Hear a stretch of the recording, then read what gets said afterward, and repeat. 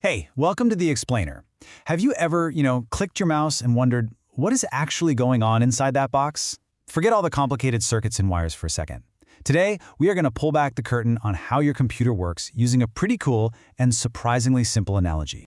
Yep, that's right. We're going to imagine your computer as this crazy fast, super high-tech kitchen. Trust me, it makes all the complex stuff make a whole lot more sense. So, are you ready to take a little tour? Let's go.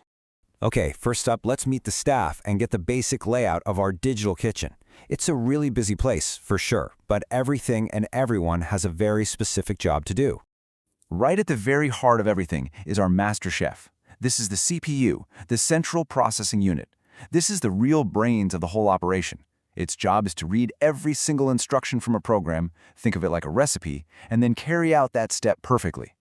Of course, any good chef needs their ingredients close by, and that's where memory, or what we call RAM, comes into play. Just picture a giant pantry, totally stocked with all the data, the ingredients, and the programs, the recipes, that our chef needs to get to right away while they're cooking up a storm. So how does this kitchen actually get orders from you and then serve up the finished meal? Well, that's done through its input and output devices. Your keyboard and your mouse, that's kind of like the waitstaff taking your order. And the monitor? That's the window where the delicious finished dish finally appears.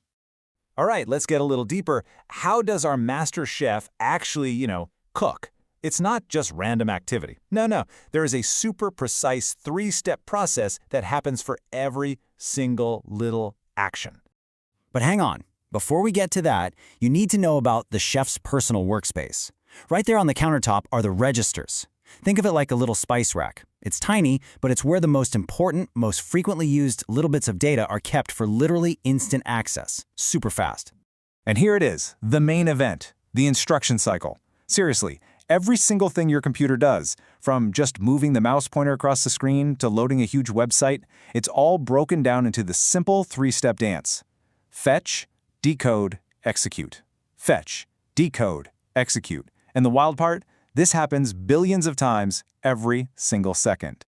Now, what's really cool about this kitchen is how it gets to be so mind-bogglingly fast. It doesn't just work hard, it works smart. And it does that by using two very clever tricks.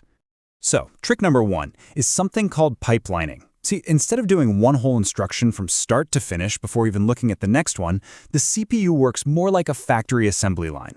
While one instruction is being executed, the very next one is being decoded, and the one after that is already being fetched. It's a constant overlapping flow.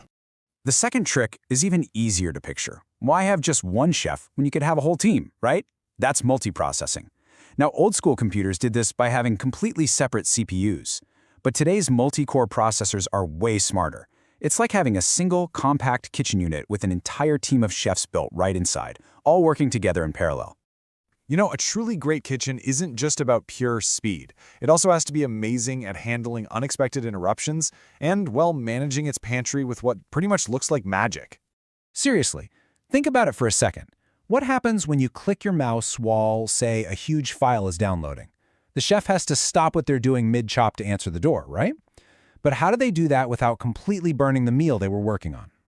Well, the answer is this brilliant little thing called an interrupt. It really is just like a doorbell. It gets the chef's immediate attention for some high-priority thing, like you clicking the mouse, but it also lets them perfectly save their spot.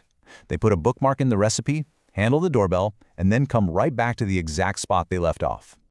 And now for the real magic trick. How in the world do you cook a giant 10-course banquet, like, say, running a massive video game, when you only have a small pantry? The computer performs a trick called virtual memory. It basically pretends it has a way bigger pantry by cleverly and rapidly swapping ingredients it needs from a giant warehouse, that's your hard drive, just in the nick of time. So, we've got the chef, we've got the pantry, these assembly lines, the doorbells. It's an absolutely incredible system.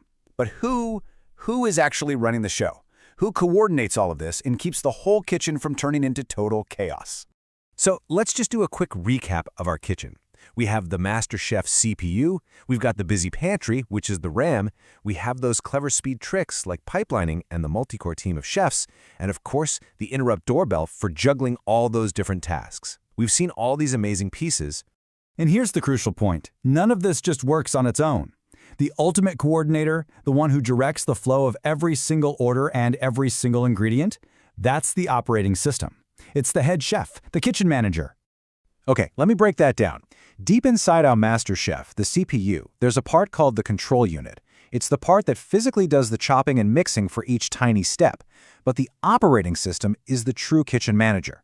It's the one telling the control unit what recipe to work on and when to do it, managing everything so the entire kitchen runs like a well-oiled machine. So the next time you sit down at your computer, just remember this incredible high-speed kitchen that's working just for you. Every single click you make kicks off this lightning-fast ballet of fetching, decoding, and executing. It's pretty amazing, right? So now that you've seen how the kitchen works, what amazing meal are you going to ask it to cook up next?